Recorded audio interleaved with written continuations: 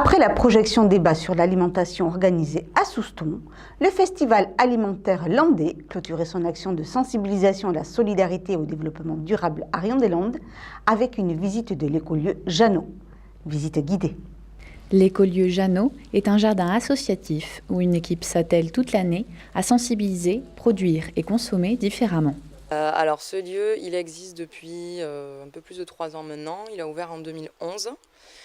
Il a été créé par une asso qui s'appelle C'est quoi ça? Donc à la base, c'était un regroupement de jeunes du village qui sont formés autour d'un projet de coopération avec le Pérou et qui rapidement sont montés en association qui avait pour objectif au départ d'accueillir tout projet en lien avec la solidarité locale, internationale ou l'environnement, où il y aurait aussi une équipe permanente pour la faire vivre.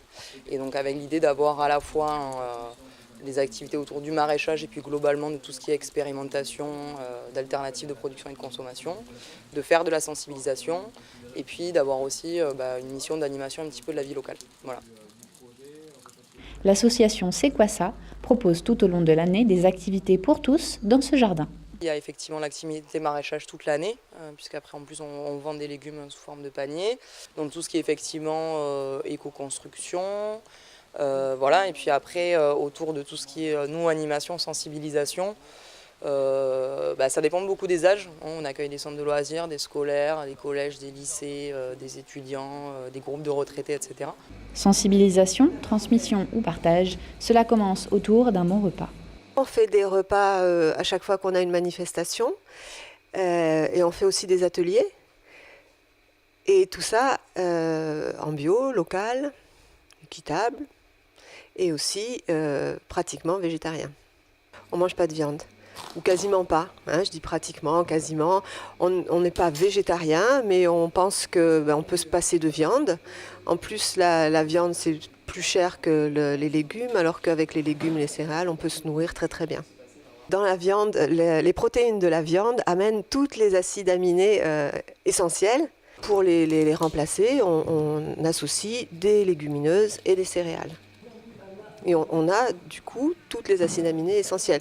Pour nourrir la terre, il faut qu'on travaille beaucoup à changer justement ces choses-là, manger moins de viande, manger plus local, etc.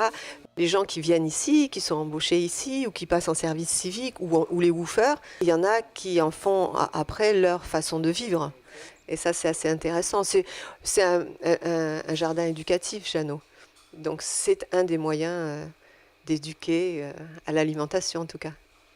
Ce jardin éducatif d'agroécologie nourricier s'investit sur du long terme et croit fortement à l'avenir d'une agriculture plus respectueuse de la terre. On n'est pas les seuls à y croire non plus, puisqu'il y a eu des rapports au niveau international, notamment portés par Olivier de Schutter, qui est rapporteur aux Nations Unies sur tout ce qui est droit à l'alimentation.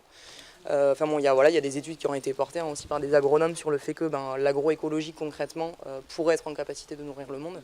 Donc c'est des choses qui sont réfléchies au niveau scientifique aujourd'hui. Nous on y croit parce qu'on pense qu'effectivement on est dans une urgence écologique et qu'on va pas pouvoir continuer sur le modèle d'agriculture conventionnelle comme ça pendant des années. Effectivement en termes de technique, de lien à la terre aussi, à se réapproprier, du fait que ça puisse rassembler des gens, etc. Parce qu'on est tous partie prenante d'un même système alimentaire et on est tous reliés les uns aux autres.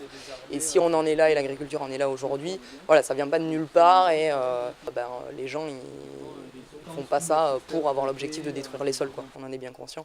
C'est qu'aujourd'hui, effectivement, ils sont coincés dans des logiques économiques, commerciales et politiques qui sont bien aussi au-dessus d'eux et chacun essaie de s'en sortir avec ça. Et pour les agriculteurs, y compris en conventionnel, c'est pas facile aujourd'hui, quoi. Penser global et agir local, une idée qui se cultive à Rion-des-Landes et qui n'a pas fini de germer.